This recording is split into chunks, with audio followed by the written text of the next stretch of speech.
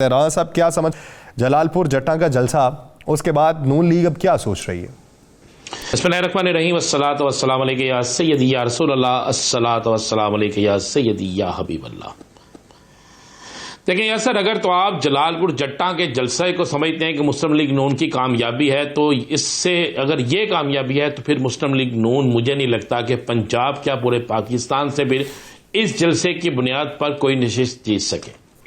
अगर आप इस जलसे की थोड़ी सी अगर आप इसकी फुटेज देख लें, इस जलसे में लोगों की तादाद देख लें, कुर्सियां 16 से 18 फुट के फासले में लगी हुई कतार देख लें, फिर मरियम साहिबा की तकरीर के दौरान सैकड़ों की तादाद में लोगों को जलसागाह से जाते हुए देख लें, फिर उस इलाके के मुकामी बच्चों की तरफ से किस चीज पर जूते फेंके गए वो देख लें, और उसी वक्त में जब वहां पर एक कौमी लीडर मोहतरमा मरियम नवाज शरीफ साहबा एक जलसे से खिताब कर रही थी, तो वहीं पर उसी इलाके में जलालपुर जट्टा में ही तहरीक लब्बैक पाकिस्तान टीएलपी का भी एक जलसा हो रहा था।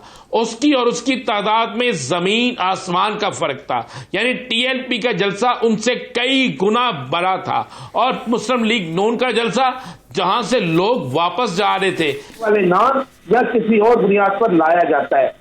अगर सियासी जमातों के जलसों में जब इलेक्शन बिल्कुल करीब हो और खासकर क्यादत मौजूद हो, वर्कर एक पैगाम लेने के लिए वहां पे बैठा होता है, वर्कर के जहन में होता है कि मेरी क्यादत यहाँ बैठी है। अब इलेक्शन में दिन थोड़े रह गए हैं, तो जलालपुर जट्टा का जलसा जो था उस जलसे ने भी ये साबित कर दिया है कि सियासी जमातों की मकबूलियत जो है वो दिन ब दिन कम होती जा रही है। और मैं समझता हूँ इसी वजह से 21 अक्टूबर के बाद मुस्लिम लीग नून जलसा नहीं कर रही थी, मुस्लिम लीग अवाम में नहीं जा रही थी, वो अवाम की बजाय अवामी लीडरान के पास जा रही थी, वो अवाम की बजाय जिन लोगों को कल ये बुरा कहते थे उनके पास जा रहे थे, लोगों से इत्तेहाद कर रहे थे, सीट एडजस्टमेंट कर रहे थे। ये दूसरा जलसा है और इस दूसरे जलसे ने तो तमाम हकायक सामने रखती हैं। अगर खाली कुर्सियां किसी जगह रह जाती हैं, क्योंकि अब तो सोशल मीडिया का दौर है या सर, फौरी तौर पर, बल्कि कल तो कई टीवी चैनल ने भी यह दिखा दिया कि इनका जलसा नाकाम हुआ है। कई टीवी चैनल ने दिखाया, उन्होंने खाली कुर्सियां दिखाई,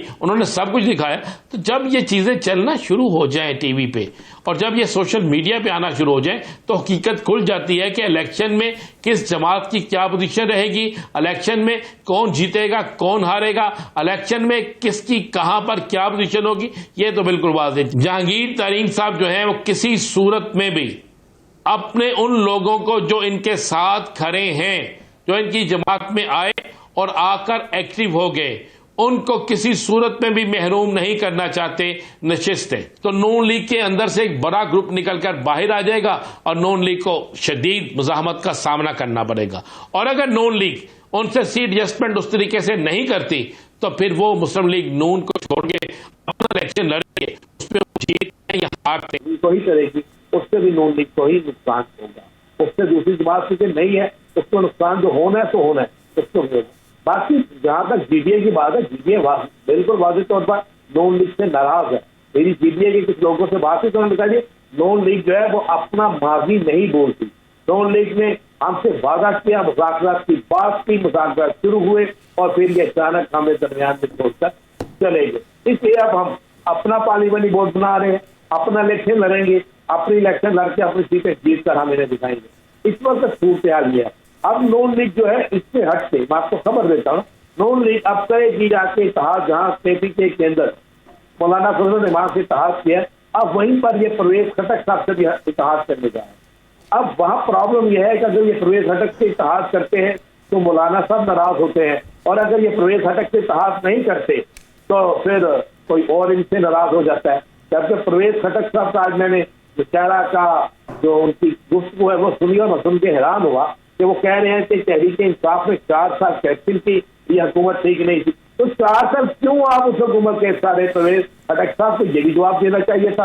4 साल उस हुकूमत का हिस्सा रहे, 4 साल वजारत के मजे लिए, 4 साल वहां पर अपनी मर्जी की वजारत की, 4 साल में वहां जो चाहा वो करवाया, अपनी मर्जी का वज़ीर आला केपीके लगवाया, अपनी मर्जी के लोगों को वजीर बनाया। तो फिर ये क्यों नहीं कहते कि उस सिलेक्शन में ये भी शामिल थे? अच्छा राणा साहब, ये बताइए आप क्या समझते हैं कि जब एक तरफ पाकिस्तान मुस्लिम लीग नून को ये दिखाई दे रहा है कि उनकी अक्सरियत होगी, लेकिन इसके बावजूद वो इत्तेहाद कर रहे हैं, और दूसरी तरफ इलेक्शन से पहले मैं थोड़ी कह, वो तो राणा साहब उनका क्लेम है ना, मेरा थोड़ी क्लेम है यार, उनका मेरा भी क्लेम है कि मैं एक सियासी जमात, मैं मेरा एक मंतिक पूछना चाहता हूं। पाकिस्तान पीपल्स पार्टी जो है, पाकिस्तान पीपल्स पार्टी जब यह समझती है कि कौमी हुकूमत बनेगी, तो इसके बावजूद भी वो किसी से इत्तेहाद क्यों नहीं कर रही? पीपल्स पार्टी इत्तेहाद क्यों नहीं करती जी, अब इसकी बात कर रहे हैं ना। पीपल्स पार्टी का एएनपी से इत्तेहाद हो गया है, सीटों पे सीट एडजस्टमेंट इत्तेहाद सब कुछ हो गया है। पीपल्स पार्टी का आने वाले दिनों में आपको नजर आ जाएगा, बलोचिस्तान के अंदर भी इत्तेहाद हो जाएगा, मामला फाइनल हो चुके हैं। पीपल्स पार्टी का इत्तेहाद पंजाब के अंदर भी एक सियासी जमात से होने जा रहा है, आपको चंद दिनों में नजर आ जाएगा। अभी बहुत सी चीजें जो है ना वो पसे पर्दा है, अभी बहुत सी चीजें जो है वो सामने नहीं आ रही। उसकी वजूहात सिर्फ ये है कि इलेक्शन शेड्यूल के ऐलान का इंतजार किया जा रहा है। जिस तरह आज एक जाली इलेक्शन शेड्यूल सोशल मीडिया में इतनी तेजी से फैला कि मुझे कई इलेक्शन लड़ने वालों के फोन आ गए कि जनाब ये सही है। मैं कहा यार आप मुझे भी बता दें सही है कि नहीं सही।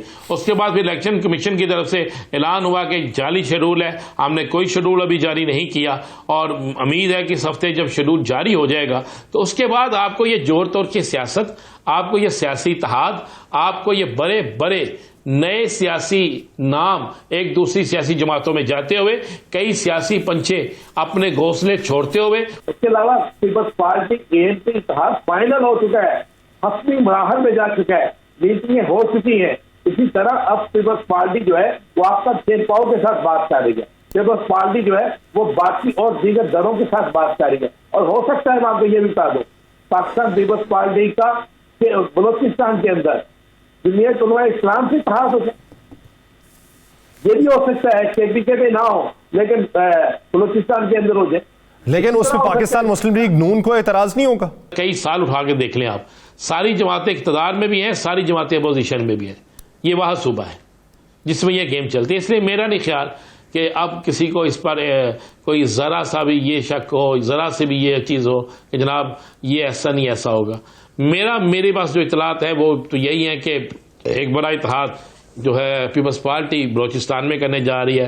वो मेंगल साहब से भी उनके सिलसिले में उनकी बातचीत चल रही है, और दीगर लोगों के साथ भी उनकी बातचीत चल रही है, और किसी वक्त भी आपको ये बड़ा सरप्राइज चले इसकी तस्दीक या तरदीद करवा लेते हैं। पाकिस्तान पार्टी के रहनुमा फैसल करीम कुंडी साहब ने हमें ज्वाइन किया। कुंडी साहब बहुत शुक्रिया आपके वक्त का।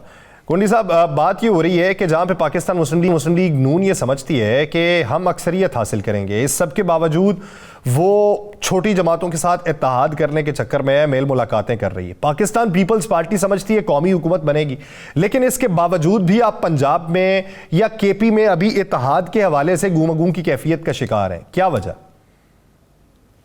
बिस्मिल्लाहिर्रहमानिर्रहीम। देखें, ऐसी कोई बात नहीं है। पाकिस्तान पीपल्स पार्टी ने पहली बात की थी कि हम शायद किसी के साथ सीट एडजस्टमेंट, कोई पॉलिटिकल पर्सनालिटीज या जमातों के साथ सीट एडजस्टमेंट करें, हम कोई सियासी इत्तेहाद करने शायद न जाएं।